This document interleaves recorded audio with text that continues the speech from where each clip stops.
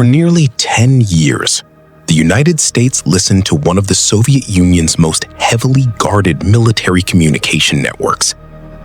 Hidden beneath hundreds of feet of water, a single cable quietly revealed the Soviet Pacific Fleet's deepest secrets. It wasn't discovered by Soviet divers. It wasn't destroyed by enemy submarines. It ended because one man walked into an embassy. By the early 1970s, the Cold War had settled into a quiet, dangerous routine. Both sides watched each other constantly, searching for any edge in intelligence. For American intelligence, one prize mattered more than almost anything else: knowing what the Soviet Pacific Fleet was planning before they acted on it. That fleet communicated through undersea cables, laid across a stretch of water so heavily guarded, American planners considered it untouchable. The Sea of Okhotsk. Soviet warships patrolled its surface. Soviet aircraft watched its skies. No foreign vessel was supposed to get anywhere close. Earlier American attempts at undersea intelligence gathering had proven the concept was possible, but nothing on this scale had ever been tried inside guarded Soviet waters. The submarine chosen for the mission was the USS Halibut, a vessel with an unusual history of its own. Originally built to carry nuclear cruise missiles, Halibut had already been quietly repurposed once before for exactly this kind of deep-sea intelligence work.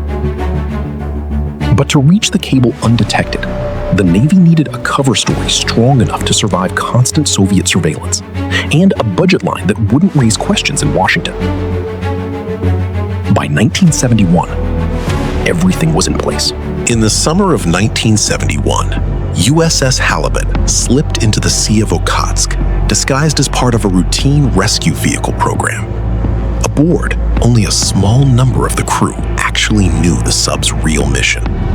Divers were sent down hundreds of feet to search the seafloor for a cable most believed the Soviets thought was unreachable.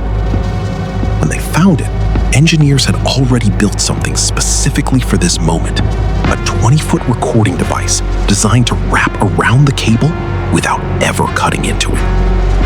The device listened, recorded, and stored everything without the Soviets ever needing to know it was there.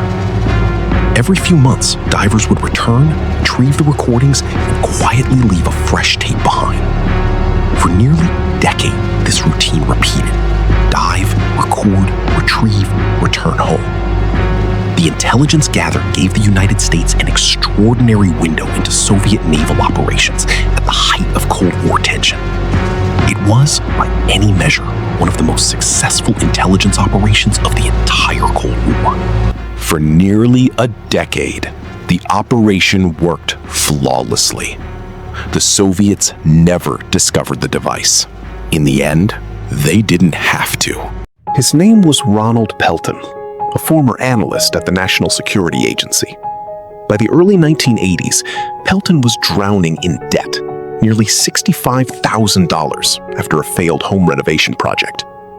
Facing financial and personal crisis, Pelton made a decision that would unravel everything. He traveled to Vienna and walked into the Soviet embassy. Sitting down with a local KGB chief, Pelton recalled, from memory alone, details of 5 separate American intelligence operations. One of them was Ivy Bells. In total, Pelton received around $35,000 for everything he gave away. $5,000 of it specifically for Ivy Bells. A decade-long operation, one of the most valuable intelligence assets of the Cold War, traded for a fraction of what it cost to build. When the Soviets learned what Pelton had revealed, they moved quickly. The device was retrieved and later put on public display at a war museum in Moscow. Ronald Pelton was arrested, tried, and convicted of espionage in 1986.